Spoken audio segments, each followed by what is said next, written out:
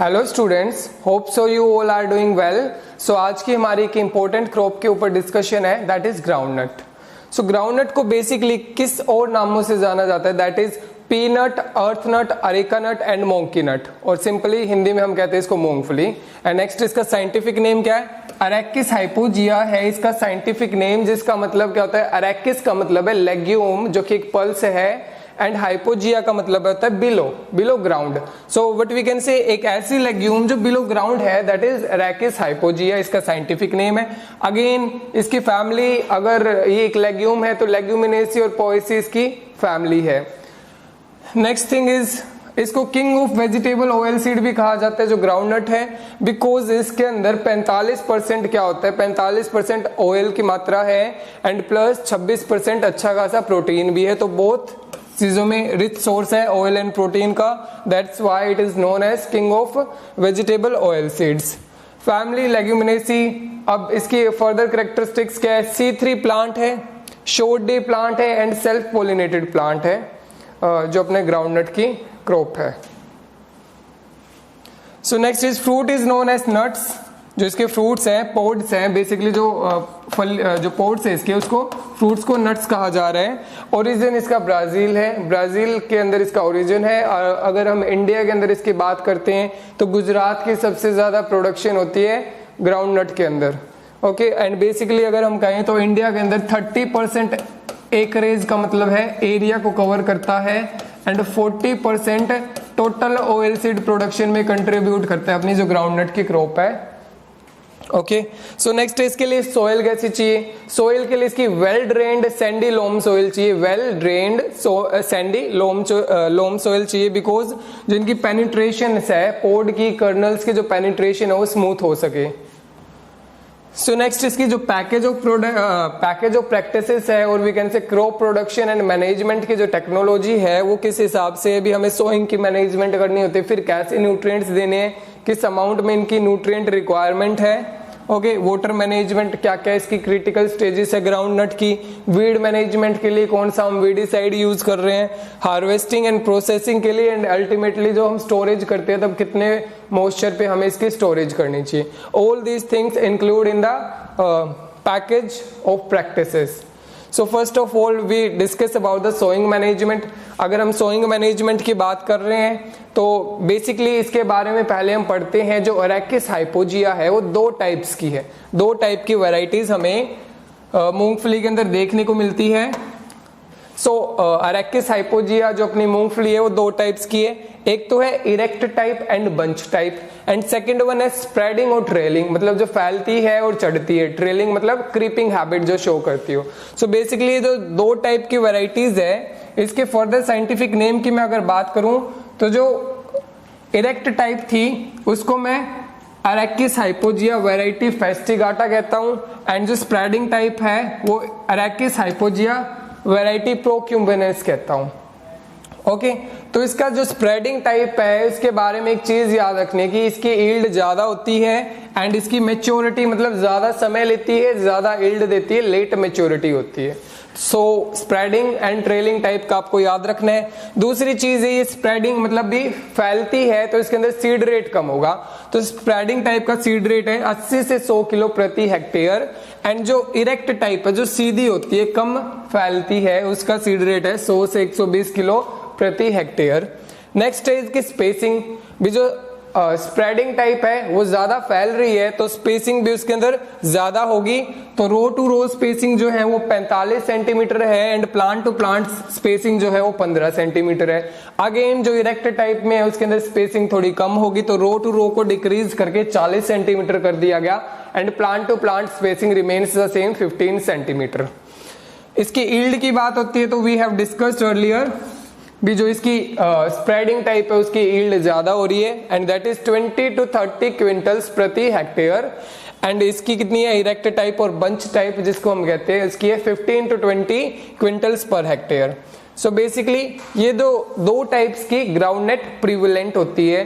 तो अब इसकी सोइंग की बात करते हैं तो सीड रेट भी इसका दो तरीके से है, इरेक्ट का 100 किलो एंड स्प्रेडिंग का 80 से 100 किलो। ओके, तो ये सीड रेट की बात थी इसकी, ठीक है। तो इसलिए ऊपर बेसिकली इसके अंदर लिखा गया है 80 से 120 केजी तक।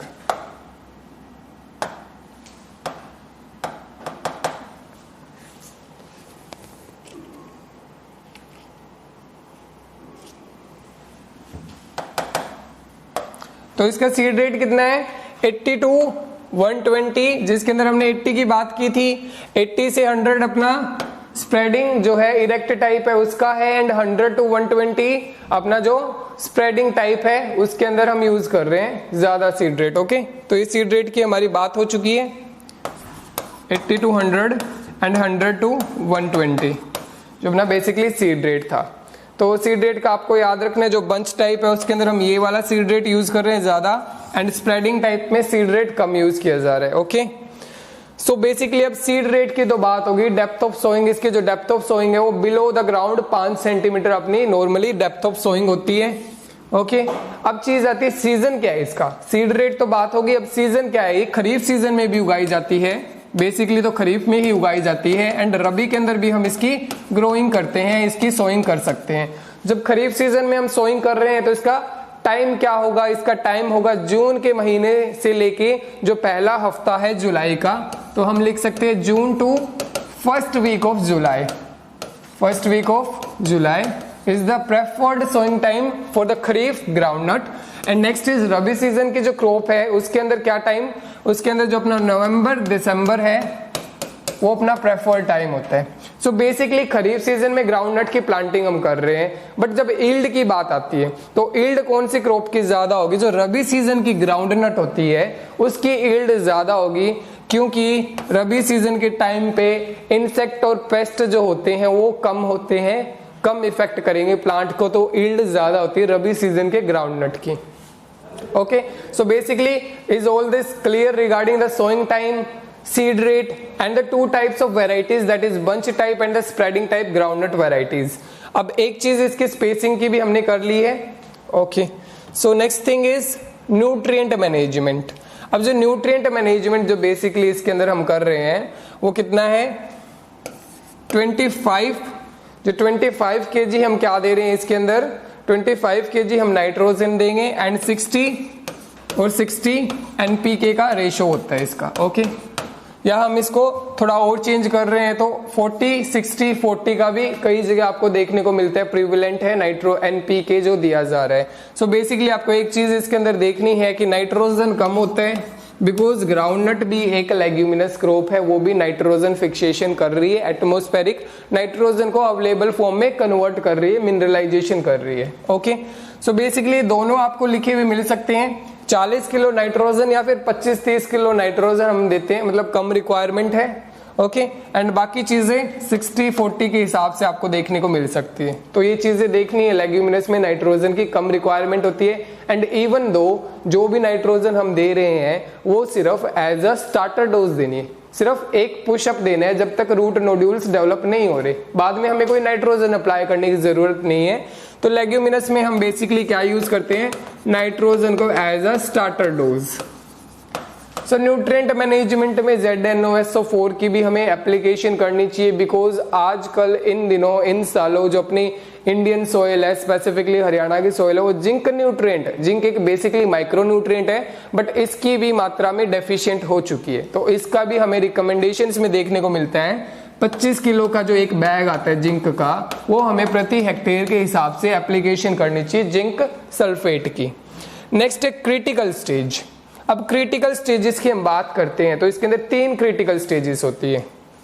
ओके, जिसकी वाटर मैनेजमेंट की बात करेंगे तो 3 क्रिटिकल स्टेजेस है, फ्लावरिंग की है, पैगिंग की है, एंड पोड फॉर्मेशन की है। फ्लावरिंग मतलब जब फूल आता है, पैगिंग का मतलब है एक स्टोक लाइक स्ट्रक्चर डेवलप होगा जिसको गोनोफोर कहते हैं, एंड अपना पोड फॉर्मेशन का मतलब है जो मूंगफलियां बननी तैयार होती है। तो बेसिकली ये जो 3 स्टेजेस है, इन स्टेजेस पे हमें पानी देना जरूरी है, अदरवाइज हमें सीवियर यील्ड रिडक्शंस देखने को मिल सकते हैं। That's why it is known as critical, these are known as critical stages of irrigation in groundnut. So अब ये आती कब है, जब हम फ्लावरिंग स्टेज की बात करते हैं तो फ्लावरिंग स्टेज आती है क्रॉप के 35 से 40 डेज आफ्टर सोइंग। ओके, तो पहला पानी कब लग रहा है? फ्लावरिंग स्टेज पे, जो कि 35 से 40 दिन बाद आ रही है। सेकंड वन है पैगिंग स्टेज। पैगिंग स्टेज आ रही है 55 दिन के बाद, 55 डेज आफ्टर सोइंग। ओके, तो paging stage. And paging stage के बाद में तीसरी क्रिटिकल स्टेज जो है पोड फॉर्मेशन, वो ऑलमोस्ट 65 से 70 डेज आफ्टर सोइंग हमें देखने को मिल रही है फील्ड के अंदर। तो ये जो दिन है, इन दिनों हमें पानी को शेड्यूल करना है, वाराबंदी को शेड्यूल करना है। Then these are known as critical stages of irrigation in groundnut. अब दूसरी चीज आ रही है, भी फ्लावरिंग है, पैगिंग है एंड पोड फॉर्मेशन है। अब इनका एक रेशियो आता है, मैं लिखूं 7:4:1। ये रेशियो होता है किसका? फ्लावरिंग का, एंड अपना जो क्या है पैग है, एंड तीसरी चीज है पोड। मतलब कि 7 फूल आए हैं मूंगफली पे, तो 4 उसमें से क्या बनेंगे? उसमें से पैग बनाएंगे, एंड जो एक बनाता है वो क्या बनाएगा? मूंगफली का दाना, दैट इज नोन एज पोड और कर्नल। तो ये चीजें भी देख लेना, जैसे कि आपको पता होना चाहिए सारे के सारे फूल जो है वो मूंगफली में नहीं बनेंगे। उनमें से अगर 7 आए हैं तो 4 क्या बनेंगे? फ्लावर में कन्वर्ट होंगे। इसमें 7 फ्लावर है तो 4 किस में कन्वर्ट होंगे? अपने पैग बनाएंगे, और 4 में से जो एक है वो क्या बनाएगा? पोड फॉर्मेशन करेगा। Next is drainage is must. Drainage बहुत ज्यादा जरूरी है। ड्रेनेज बेसिकली था क्या? जो removal of excess water from the field होता है वो बहुत ज्यादा जरूरी है। एंड स्पेसिफिकली जब पोड डेवलपमेंट स्टेज होते हैं, कौन से स्टेज? जब अपनी कर्नल्स या पोड बनने स्टार्ट हो चुके हैं जमीन के अंदर, उस समय पानी की निकासी बहुत ज्यादा जरूरी है। अगर पानी की निकासी उस समय नहीं होती तो फंगल अटैक हो जाएगा, फंगस की डेवलपमेंट हो जाएगी ऑक्सीजन की कमी की वजह से। ओके, तो स्पेसिफिकली ड्रेनेज में मैं कहूं तो पोड डेवलपमेंट स्टेज पे ड्रेनेज अच्छी खासी रखना बहुत ज्यादा जरूरी है ग्राउंड नट के अंदर। So this was basically about the water management। 3 अपनी critical stages है, flowering, paging and pod formation। Okay, then there is varieties। जब varieties की बात कर रहे हैं तो bunch type and spreading type को अलग अलग हम देखेंगे। bunch type में क्या आ रहा है? ज्योति और जो TMV है, या जूनागढ़ भी हम इसके अंदर ऐड कर सकते हैं। Jyoti, TMV and Junagadh are the bunch type varieties, जिसको इरेक्ट टाइप भी कह सकते हैं। सेकंड है स्प्रेडिंग टाइप में TMV जो है 1 आएगा, एंड टाइप 28। टाइप 28 बहुत ज्यादा इंपॉर्टेंट वेराइटी है मूंगफली की। कौन सी? स्प्रेडिंग टाइप की, एंड जो अपनी चंद्रा और RS1 जो लिखा हुआ है। Okay, is it clear? So next is aflatoxin. अब बात हो रही है एफ्लाटॉक्सिन की।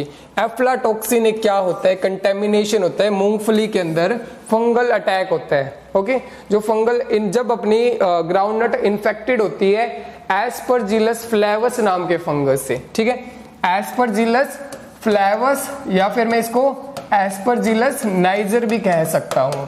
इन दो में से किसी एक स्ट्रेन के साथ जब अपनी ग्राउंडनट इफेक्टेड होती है तब वो एफ्लाटॉक्सिन कंटेंट को डेवलप करती है। अभी एफ्लाटॉक्सिन है क्या? बेसिकली जब मेरी मूंगफलियों में बिटरनेस टेस्ट आएगा, बिटरनेस होएगी, तब मैं कह सकता हूं भी वो एफ्लाटॉक्सिन है, जो ह्यूमन के कंजम्पशन के लिए और कैटल के कंजम्पशन के लिए हार्मफुल हो सकती है। ठीक है, तो जो एफ्लाटॉक्सिन है वो डेवलप कब होगी? वो डेवलप होती है जब मॉइस्ट कंडीशन होती है एंड ह्यूमिडिटी प्रिवेलेंट होती है स्टोरेज के टाइम पे। चीजें याद रखनी है क्या? स्टोरेज के टाइम पे मॉइस्चर ज्यादा हो जाए, ह्यूमिडिटी हो जाए, दैट इज 8% मॉइस्चर अगर हो गया, it's solution is to be done storage of grain at 8%। तो बेसिकली हमें 8% से भी कम रखना होता है, 5% मैं कह सकता हूं। ठीक है, अगर 5% के आसपास से ज्यादा मॉइस्चर होता है स्टोरेज कंडीशन पे, देन जो अपनी एफ्लाटॉक्सिन कंटेंट डेवलप हो जाता है, बिटरनेस हो जाती है, पाउडर डेवलप हो जाएगा। किस वजह से? जो अपनी एस्परजिलस फ्लेवर्स या एस्परजिलस नाइजर है। ओके, तो ये स्टोरेज के कारण हो रहा है। नेक्स्ट चीज आ रही है वीड मैनेजमेंट। वीड मैनेजमेंट अभी ग्राउंड नट के अंदर बहुत ज्यादा इंपॉर्टेंट रोल प्ले करता है। सो कॉमन वीडिसाइड इसके डिजिटेरिया है, जिसको उंगली घास भी कह सकते हैं, डिजिटेरिया। ओके, डेक्टाइलो टेनियम इसका एक वीड है इंपॉर्टेंट। सो ये इसके बेसिकली वीड है। देन क्रिटिकल वीड पीरियड, एक कंपटीशन होता है, critical weed crop competition period. इस टाइप से इसका मतलब होता है अगर हम महीने तक उसको पीरियड होता है जब हम कंट्रोल करना चाहिए वीड को। अदरवाइज बाद में क्या होता है, बाद में अपनी क्रॉप के अंदर एबिलिटी होती है कि हमने 30 दिन के अंदर कंट्रोल कर लिया तो बाद में जो अपनी क्रॉप है वो उसको डोमिनेट कर लेगी, वीड्स को ग्रो नहीं होने देगी। ओके, सो वो 35 डेज आफ्टर सोइंग होता है। अभी 35 दिन के अंदर अंदर हमें जो वीड्स है उसको कंट्रोल करना होता है, फिर बाद में अपनी क्रॉप मैनेज कर लेती है अपने आप ही अपनी ग्रोइंग हैबिट्स के कारण। ओके, सो जो 35 डेज आफ्टर सोइंग है वो अपना क्रिटिकल वीड पीरियड है। Next thing is manual weeding. इसके अंदर मैनुअल वीडिंग की जा रही है तो मतलब 35 दिन से पहले ही करेंगे, जो अपना क्रिटिकल पीरियड है उससे पहले मैनुअल वीडिंग को किया जाएगा। ओके, अब एक चीज इसके अंदर आती है हर्बिसाइड, जो बहुत ज्यादा इंपॉर्टेंट हर्बिसाइड है ग्राउंड नट का, उसका नाम आपको याद करना है सिर्फ, टोक E25, TOK E25। And next चीज जो एक और इंपॉर्टेंट है मैनुअल वीडिंग के अलावा जो हम इम्प्लीमेंट का यूज कर रहे हैं, तो जो स्टार वीडर नाम का इम्प्लीमेंट देखने को मिलेगा, आपको सुनने को मिलेगा, पेपर में भी मिल सकता है। जो स्टार वीडर नाम का इम्प्लीमेंट है वो वीडिंग के लिए यूज होता है सिर्फ ग्राउंड नट के अंदर प्रोमिनेंटली। ओके, तो ये अपनी वीड मैनेजमेंट है, मैनुअली कब कर रहे हैं, अपना स्प्रे कौन सा यूज कर रहे हैं, हर्बिसाइड, एंड जो अपना स्टार वीडर है उसका क्या रोल प्ले किया जा रहा है इसके अंदर। Okay, so again harvesting. अब हार्वेस्टिंग स्टेज क्या है, जब पत्तियां पीली होने लग जाए, शेल रफ हो जाए, मतलब भी जो अपनी मूंगफली है वो थोड़ी रफ होने स्टार्ट हो जाए, हार्ड एंड ग्रेन अंदर से पिंक कलर का मूंगफली का दाना हो। Okay, so method of harvesting क्या है, हैंड से लिफ्टिंग कर सकते हैं, हम पूरे प्लांट को उखाड़ सकते हैं, दैट इज मैनुअली जो हैंड लिफ्टिंग है, और डिगिंग कर सकते हैं अपने हैंड होई से, कसोले से, और अदरवाइज हम आजकल मशीन्स भी आती है जो पोटैटो हार्वेस्टर या पोटैटो डिगर की तरह मूंगफली में भी यूज किए जाते हैं, ग्राउंडनट डिगर की तरह। ओके, तो मॉइस्चर कंटेंट कितना होना चाहिए हार्वेस्टिंग के टाइम पे, समथिंग 35% के आसपास मॉइस्चर कंटेंट लिखा हुआ है, बहुत ज्यादा मॉइस्चर कंटेंट है ये हार्वेस्टिंग के टाइम पे बेसिकली। ओके, तो अब ईल्ड की बात कर रहे हैं, तो ईल्ड के अंदर ये दोनों की अलग अलग होगी। अगर बंच टाइप है तो बंच टाइप की ईल्ड कितनी है, 15 से 20 क्विंटल हमने बात की थी, 15 से 20 क्विंटल। ठीक है, एक क्विंटल में कितने होते हैं, 100 किलो, तो 1500 से 2000 किलो तक ईल्ड है प्रति हेक्टेयर।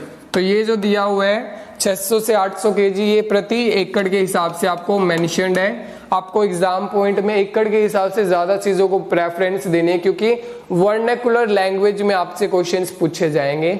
ओके, सो ये इसकी ईल्ड किसकी है, 15 से 20 क्विंटल है अपनी जो बंच टाइप और इरेक्ट टाइप की जो मूंगफली है, एंड दूसरी जो स्प्रेडिंग टाइप की या ट्रेलिंग टाइप की मूंगफली होती है उसकी ईल्ड 20 से 30 क्विंटल प्रति हेक्टेयर थी, दैट इज 2000 से 3000 किलो प्रति hectare. Okay, so this is basically regarding the yield. अब और ये कुछ terms, plucking, drying and shelling. Okay, shelling is a important thing done in the ground nut, जो अपनी सिंपल मटर होती है पी, उसके अंदर भी शेलिंग को किया जाता है। तो बेसिकली होता क्या है, सबसे पहले हम देखते हैं प्लकिंग और striping.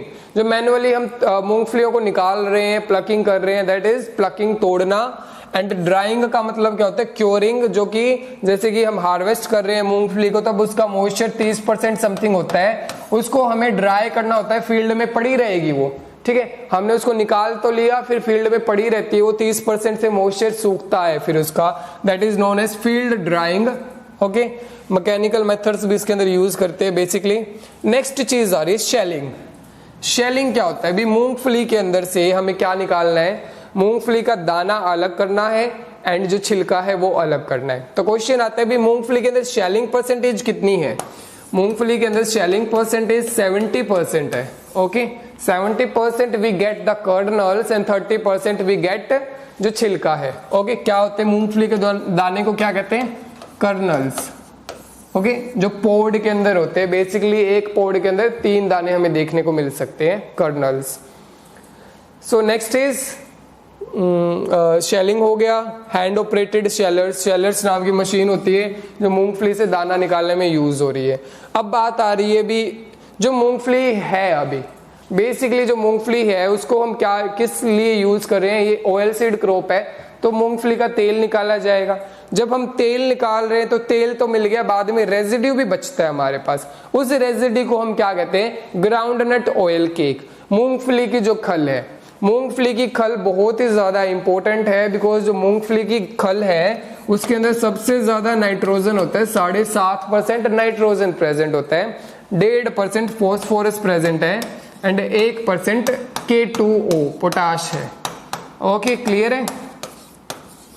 And N2 nitrogen present है 7.5%। ओके तो ऑयल केक्स क्या होते हैं, basically concentrated form of manures है एंड उन कंसंट्रेटेड मैन्योर्स में जो अपना ग्राउंडनट ऑयल केक है one of the basically highly concentrated nitrogenous manure जो है अपना। ओके सो ये मॉइस्चर कंटेंट, अब मॉइस्चर कंटेंट कितना है स्टोरेज पे, मॉइस्चर कंटेंट यहाँ पे लिखा हुआ है 10%, बट 10% भी बहुत ज्यादा हो जाता है। अगर आपको कमर्शियली स्टोरेज करनी है ग्राउंडनट की, एफ्लाटॉक्सिन के डेवलपमेंट से बचना है, लंबे समय तक मूंगफली की स्टोरेज करनी है, तो आपका मॉइस्चर परसेंटेज अराउंड 6% होना चाहिए कमर्शियल स्टोरेज के लिए। ओके सो अब है note, sun drying is the common method but shade drying should be preferred for better seed viability. जैसे कि ड्राइंग हम कर रहे हैं तो सन ड्राइंग हम धूप में डाल रहे हैं, फील्ड के अंदर मूंगफलियां पड़ी हुई है तो ये बेसिकली यूज होता है, बट हमें सुखाना तो चाहिए, छाया में सुखाना चाहिए, शेड में सुखाना चाहिए, ताकि जो सीड की वायबिलिटी है वो खत्म ना हो, क्योंकि फार्मर को वायबिलिटी से कोई मतलब नहीं है, क्योंकि मूंगफली को तेल निकालने के लिए यूज किया जा रहा है, सीड पर्पस के लिए हम यूज नहीं कर रहे एज यूजुअली फार्मर, तो सन ड्राइंग हम यूज कर सकते हैं, कोई प्रॉब्लम वाली ज्यादा बात नहीं होती। सो नेक्स्ट है स्टोरेज की बात हो रही है। जब मैं कमर्शियली स्टोरेज कर रहा हूं तो 6 और 7% से कम उसके अंदर मॉइस्चर कंटेंट होना चाहिए दानों के अंदर, अदरवाइज क्या डेवलप हो जाएगी, एफ्लाटॉक्सिन डेवलप हो जाएगी। क्यों हो जाएगी, क्योंकि एस्परजिलस फ्लावर्स या एस्परजिलस नाइजर उस पर अटैक कर देगी। ओके तो एफ्लाटॉक्सिन बहुत ज्यादा हानिकारक है। जैसे कि ऑयल केक हम यूज करते हैं एनिमल के फीडिंग के लिए, या हम खुद ग्राउंडनट को कंज्यूम कर रहे हैं, उसका ऑयल कंज्यूम कर रहे हैं, तो हमारे लिए ये बहुत ही ज्यादा हानिकारक होती है एफ्लाटॉक्सिन जो कंटेंट है।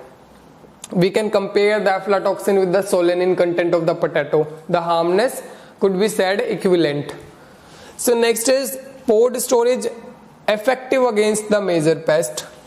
Okay, तो क्या करते हैं, dusting of malathion, dusting of malathion 5% on the bag surface. तो ये क्या होता है, जब हम स्टोरेज करते हैं ना, बेसिकली जब ग्रेन्स की स्टोरेज की जाती है, जैसे कि आप गेहूं की टंकी में नीम की पत्तियां, माचिस की डिब्बियां या फिर एक सल्फास नाम की गोलियां आती है फ्यूमिगेंट, वो डाल देते हैं, वैसे ही इसके अंदर क्या करते हैं, मैलाथियोन का हम क्या करते हैं, डस्टिंग, डस्टिंग मतलब ऊपर से छिड़क देते हैं थोड़ा सा 5% जो मैलाथियोन है। तो मैलाथियोन क्या करता है, बेसिकली आपको याद रखना है कि जो अपनी insect as a insecticide act करता है स्टोरेज ग्रेन पेस्ट के लिए, ठीक है, स्टोरेज पेस्ट के लिए। जब हम दानों को स्टोर करते हैं, जब इंसेक्ट पेस्ट जो नुकसान करते हैं उनके खिलाफ मैलाथियोन का हम यूज कर सकते हैं ग्राउंड नट में भी। कर्नल स्टोरेज क्या है, भी डस्टिंग कर रहे हैं इसके अंदर भी, डस्टिंग का मतलब आप समझ गए, स्टोरेज के टाइम पे हम डस्टिंग कर रहे हैं। सो नेक्स्ट है processing, seed crushing, ghanis, ghanis, so seed crushing से रिलेटेड एक वर्ड है, एक बार just look over the word. Solvent extraction, ठीक है, extract major portion of oil from the oil cake obtained from the ghanis, after this the oil is refined and purified for the consumption. तो processing में basically वही एक process हो रहा है, जैसे अपनी मूंगफली थी उसका तेल निकाल दिया गया, उस तेल को फर्दर रिफाइन किया जा रहा है और रिफाइन करने के बाद कंजम्पशन पर्पस के लिए एक जो कंज्यूमर है वो उसको यूज ऑन कर रहा है। बाद में जो रेजिड्यू बच गया उसको ऑयल केक की तरह, खड़ की तरह, सरसों, ये किसकी, जो ग्राउंडनट की खड़ है, मूंगफली की खड़ है, उसको एज अ यूज किया जा रहा है और इसके अंदर नाइट्रोजन बहुत अच्छी खासी मात्रा में प्रेजेंट है, तो ये काफी अच्छा सोर्स ऑफ मैन्योर भी होता है जो अपना ग्राउंडनट ऑयल केक है। The next thing is quality consideration. अब क्वालिटी कंसिडरेशन में पहले ही हम बात कर चुके हैं, ग्राउंडनट के अंदर 45% ऑयल होना ही होना चाहिए और 26% क्या है, प्रोटीन कंटेंट। तो क्या लिखा है, ऑयल कंटेंट 45 से ज्यादा लिख दिया तो अच्छी चीज है। जैसे कि ज्योति नाम की कोई वैरायटी है उसके अंदर 53% ऑयल कंटेंट होता है, काफी ज्यादा है, जो 53% है ज्योति नाम की वैरायटी है। अब शेलिंग परसेंटेज की हम बात कर चुके हैं, percentage of kernels to pod by wait.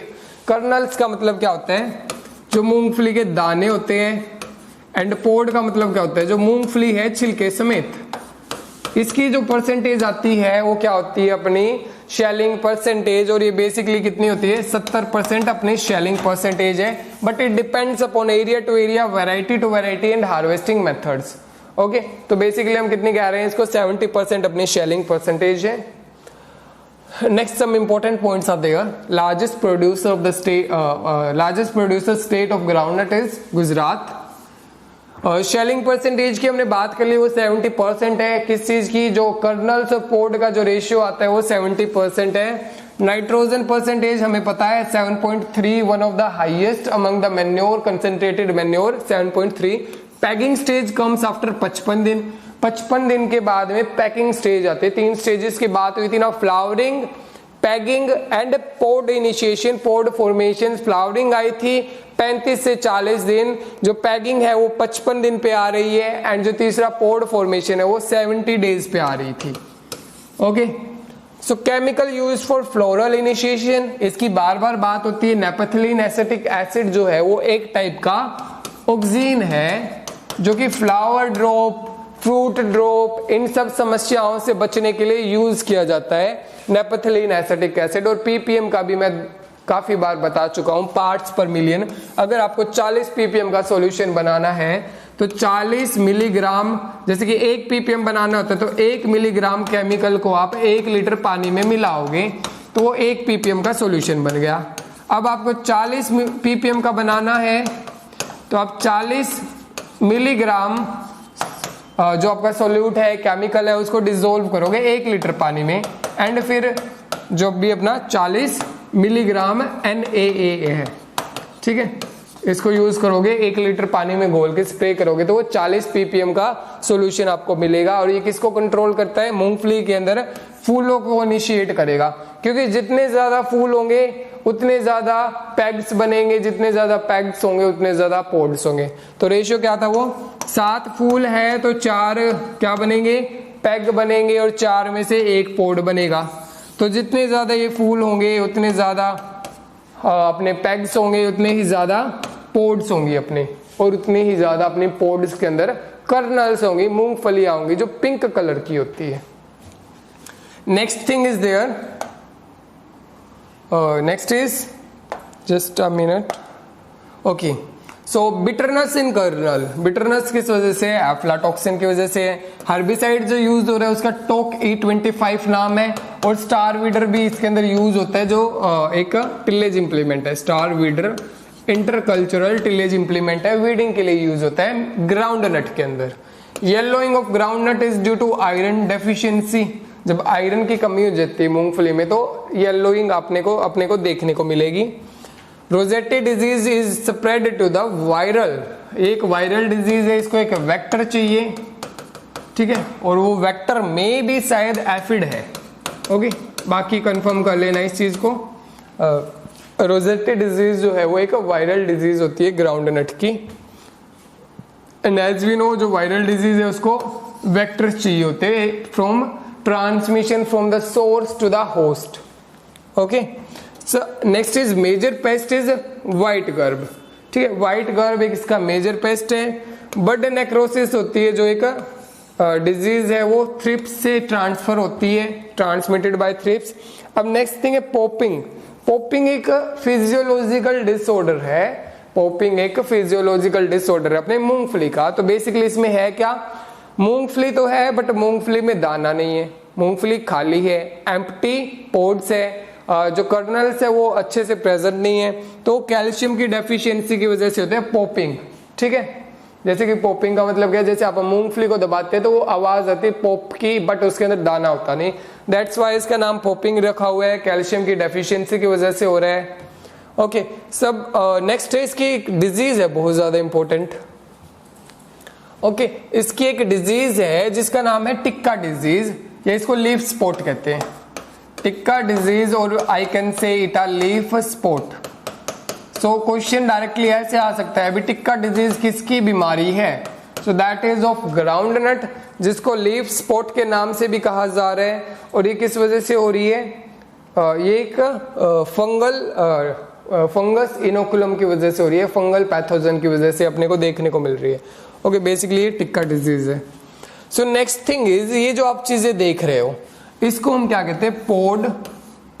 अब इस पोड के अंदर हमें क्या मिलते हैं देखने को, दाने पिंकिश कलर के, उसको मैं कर्नल्स कहता हूं। ओके, अब ये जो चीजें हैं, ये जो स्टोक लाइक लंबे लंबे स्ट्रक्चर है, इसको मैं कहता हूं गोनोफोर। गोनोफोर जो स्टोक लाइक स्ट्रक्चर है, मतलब तने के जैसे स्ट्रक्चर है, लंबे लंबे। ओके, तो ये गोनोफोर है। तो बेसिकली अब इसके अंदर आपको क्या करना है, इसके बारे में हम बात करते हैं, गोनोफोर क्या चीज है। ओके, ओके, सो गोनोफोर क्या होता है, बेसिकली जो अपनी ग्राउंड नट होती है, फूल लगता है ऊपर और मूंगफलियां लगती है नीचे, जो इसके पीछे का रीजन है वो एक्सप्लेन किया जा रहा है अभी। फूल के अंदर क्या होती है, ovary. At the base of the ovary एक मेरिस्मेटिक रीजन होता है, मेरिस्टेमेटिक मतलब एक ग्रोइंग रीजन होता है, जो कि आफ्टर पोलिनेशन एक एक्सटेंड करता है, स्टोक लाइक स्ट्रक्चर को जन्म देता है। मतलब पीछे से जो ओवरी है फ्लावर की, वो पाइप बनाती है, स्टोक लाइक स्ट्रक्चर बनाती है, जिसको मैं गोनोफोर कहता हूं, जिसको मैंने गोनोफोर कहा। क्या है बेसिकली, जो अपने फ्लावर के अंदर ओवरी थी वो क्या, वो एक स्टोक लाइक स्ट्रक्चर बनाती है, पाइप बनाती है गोनोफोर, जो क्या करेगी, जो डाउनवर्ड्स की नीचे की तरफ बेंड होती है and forces the ovary into the soil, जो नीचे जा रही है और जो ओवरी को भी अपने साथ लेके जाएगी गोनोफोर जमीन के अंदर। ठीक है, अब जमीन के अंदर जाने के बाद में ये ओवरी क्या करती है, हॉरिजॉन्टली शिफ्ट हो जाएगी। ठीक है, takes up horizontally position and फिर वो पोड्स को बनाने में हेल्प करती है, helps in enlarging the pods. ठीक है, ये जो प्रोसेस था, इस प्रोसेस को भी पैगिंग कह सकते हैं हम। ठीक है, ये चीज एक कंसेप्ट याद करना। अभी मूंगफली जो है, फूल ऊपर आता है, मूंगफली नीचे लगती है, तो बेसिकली जो फूल के अंदर ओवरी थी वो एक गोनोफोर बना रही है, पाइप लाइक स्ट्रक्चर, और वो नीचे जा रही है, नीचे जाके वो एक जगह फिक्स हो जाएगी और फिर वो मूंगफली बनाएगी, पोड्स का डेवलपमेंट स्टार्ट करेगी। तो ये जो प्रोसेस है उसको पैगिंग कहते हैं। तो पैगिंग किस में होती है, मूंगफली में कितने दिन पे होती है, ये भी आपको याद रखना है। Okay, so this was some important points regarding the groundnut. Okay, so इसके अंदर अभी मे बी शायद और कुछ बचा नहीं है बताने के लिए, वैरायटीज हो चुकी है। पोड डेवलपमेंट के टाइम पे हमें वेल ड्रेन्ड सॉइल चाहिए, इसकी 30% एकरेज है और 40% टोटल ऑयल सीड प्रोडक्शन में कंट्रीब्यूट कर रहा है। इंडिया के अंदर गुजरात सबसे ज्यादा प्रोड्यूस करता है। इसका ओरिजिन क्या है, इजिप्ट इसका ओरिजिन है। फ्रूट को इसके नट्स कहते हैं, इसके फ्रूट्स को नट्स कहते हैं। बंच टाइप एंड क्या है अपना दूसरा जो स्प्रेडिंग टाइप, इसकी दो टाइप की वैरायटीज है, जिसके अंदर अलग अलग सीड रेट है, अलग स्पेसिंग है और यील्ड के भी क्राइटेरिया अलग है दोनों के अंदर। क्रिटिकल स्टेजेस में हमने flowering, pegging and pod formation किया, और वो कब कब आती है। वीडीसाइड के अंदर हमने वीड मैनेजमेंट में स्टार वीडर और एक इसके अंदर वीडीसाइड का भी एग्जाम्पल लिया है। Okay, so basically this was all about regarding the groundnut crop, which is an important oilseed crop in India. Thank you students.